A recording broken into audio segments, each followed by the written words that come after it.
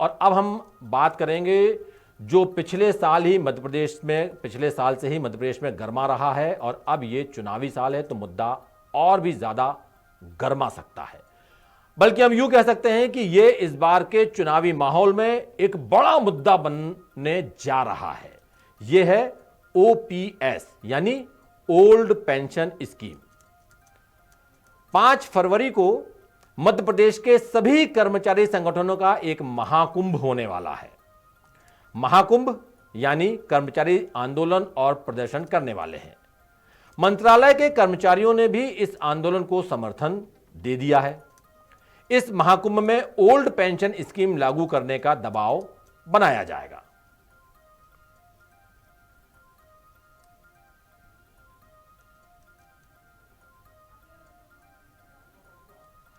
पांच राज्यों ने पुरानी पेंशन स्कीम लागू कर दी है। छत्तीसगढ़, राजस्थान, झारखंड, पंजाब और अब हिमाचल प्रदेश, जहां हाल ही में चुनाव हुए हैं। ये सभी गैर बीजेपी शासित राज्य हैं। यहां पे कांग्रेस की सरकार है, बीजेपी की सरकार नहीं है। छत्तीसगढ़, राजस्थान और हिमाचल में वो कांग्रेस की सरकारें हैं, झारखंड में गठबंधन की सरकार है और पंजाब में आम आदमी पार्टी की सरकार है। अब इस साल यानी 2023 में 9 राज्यों में चुनाव होने हैं। मेघालय, नागालैंड और त्रिपुरा के चुनावों का तो ऐलान भी हो गया है। त्रिपुरा में 16 फरवरी और मेघालय, नागालैंड में 27 फरवरी को वोटिंग है और 2 मार्च को तीनों राज्यों के नतीजे आएंगे। इन चुनावों में भी ओपीएस एक बड़ा मुद्दा बनकर सामने आ सकता है या यूं कहें कि आ रहा है। इधर हरियाणा में विधानसभा चुनाव से 1 साल पहले ओपीएस का जिन्न बोतल से बाहर आ गया है। हिमाचल में बीजेपी सरकार से बाहर हो गई है। इसकी वजह कहीं ना कहीं ओपीएस भी बताया जा रहा है और इसका सबसे ज्यादा टेंशन हरियाणा में हो गया है क्योंकि यहां बीजेपी जननायक जनता पार्टी, जिसे शॉर्ट फॉर्म जिसका है जेजेपी, इसके सहयोग से बनी है। बीजेपी का रुख अडिग है कि वो ओपीएस की बजाय एनपीएस यानी न्यू पेंशन स्कीम पर ही रहेगी और मध्य प्रदेश की तरह हरियाणा के भी कर्मचारी सड़क पर आने की तैयारियां कर चुके हैं। अब हरियाणा के डिप्टी सीएम दुष्यंत चौटाला जो जेजेपी से आते हैं, उन्होंने भी ओपीएस की मांग उठाकर कर्मचारियों के सामने अपनी स्थिति साफ कर दी है और इससे हरियाणा में बीजेपी की दिक्कतें बढ़ चुकी हैं और हरियाणा सरकार के पास 25 अप्रैल तक का अल्टीमेटम तक का समय है। अब 5 राज्यों ने ओपीएस लागू कर दिया है। हरियाणा में दबाव बनाया जा रहा है। हिमाचल की हार के पीछे कहीं ना कहीं एक बड़ी वजह ओपीएस भी मानी जा रही है। लेकिन गुजरात में ओपीएस एक बड़ा मुद्दा बना था। पिछले 17 सितंबर को गुजरात के सभी सरकारी कर्मचारियों ने एक दिन का सामूहिक अवकाश लिया था, जिससे पूरी प्रशासनिक मशीनरी ठप पड़ गई थी।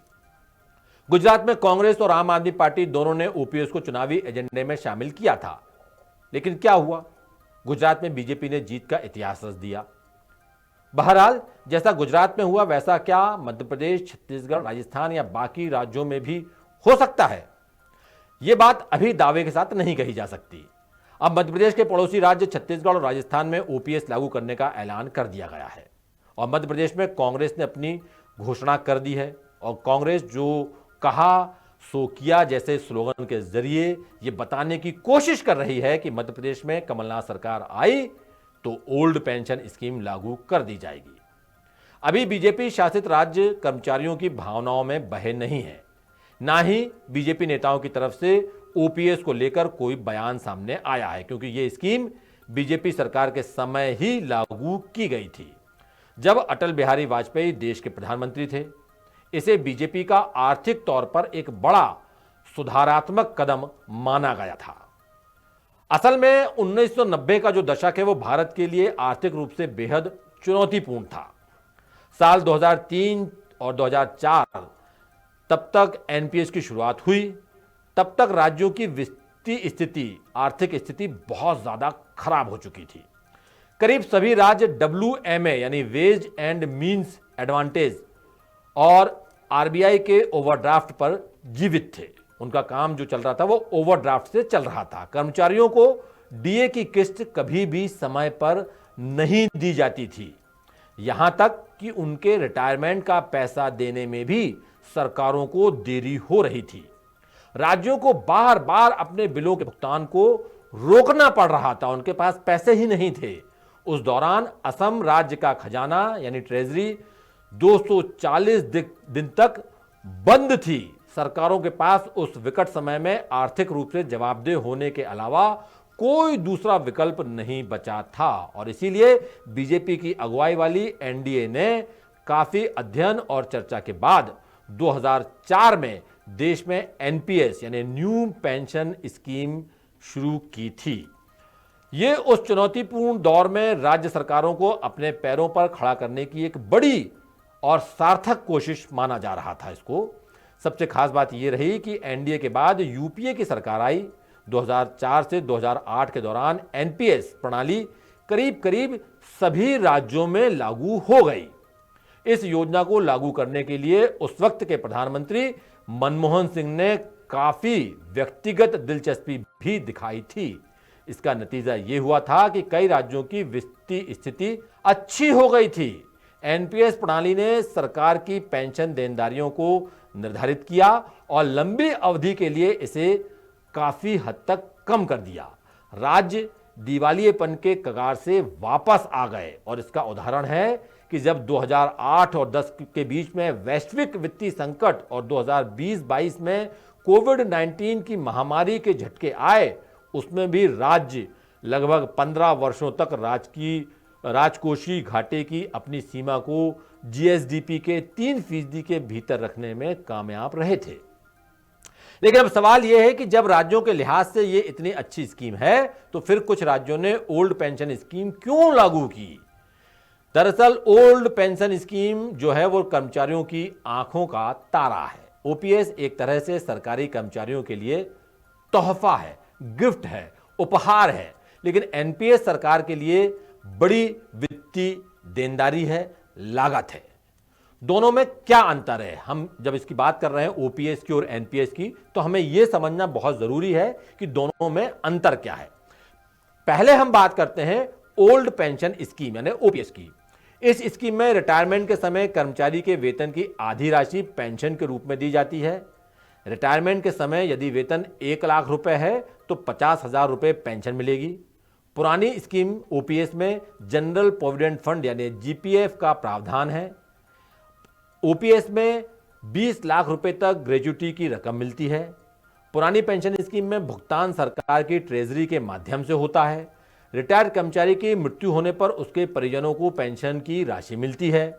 पुरानी पेंशन स्कीम में पेंशन के लिए कर्मचारी के वेतन से कोई पैसा नहीं कटता है और इसमें 6 महीने बाद मिलने वाले डीए का प्रावधान भी है। तो यह हमने बात की ओपीएस ओल्ड पेंशन स्कीम की। अब जो नई पेंशन स्कीम है जैसे अटल बिहारी वाजपेयी की सरकार ने लागू किया था उसकी हम चर्चा कर लेते हैं। एनपीएस में कर्मचारी की बेसिक सैलरी प्लस डीए का 10% हिस्सा कटता है, पहली बात। दूसरी बात, एनपीएस शेयर बाजार पर आधारित है, इसलिए यह पूरी तरह सुरक्षित नहीं कही जा सकती।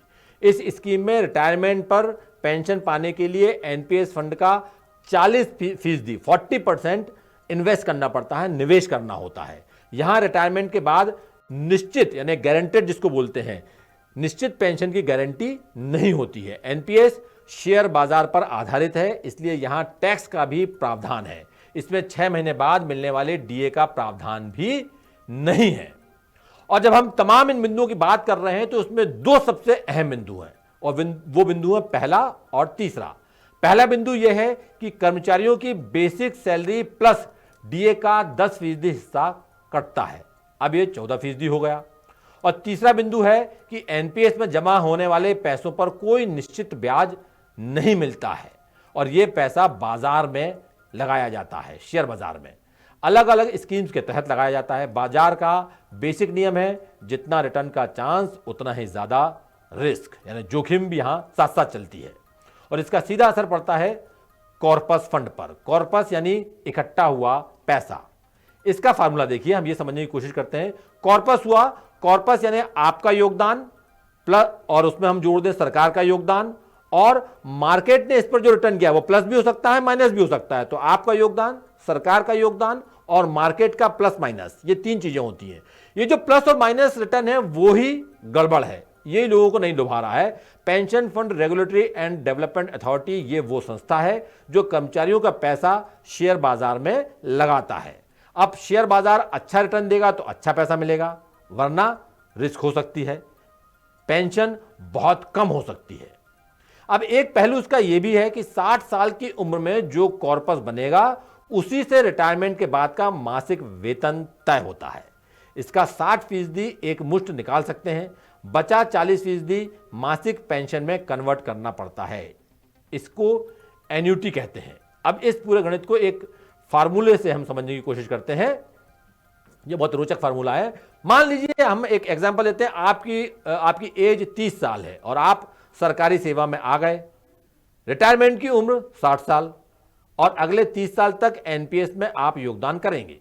अगर हर महीने न्यू पेंशन स्कीम में आपके 5,000 रुपए कटते हैं तो साल भर में 60,000 रुपए होंगे और 30 साल में, 30 वर्षों में यह राशि 18 लाख रुपए हो जाएगी। अगर आप एनपीएस में जमा राशि पर सालाना 10% रिटर्न ऑन इन्वेस्टमेंट की, जिसको बोला जाता है इन्वेस्टमेंट पे आपको कितना रिटर्न मिल रहा है, आरओआई जिसको बोला जाता है, कि उम्मीद करते हैं तो रिटायरमेंट पर मिलने वाला कुल फंड 1,13,96,627 रुपए हो जाएगा।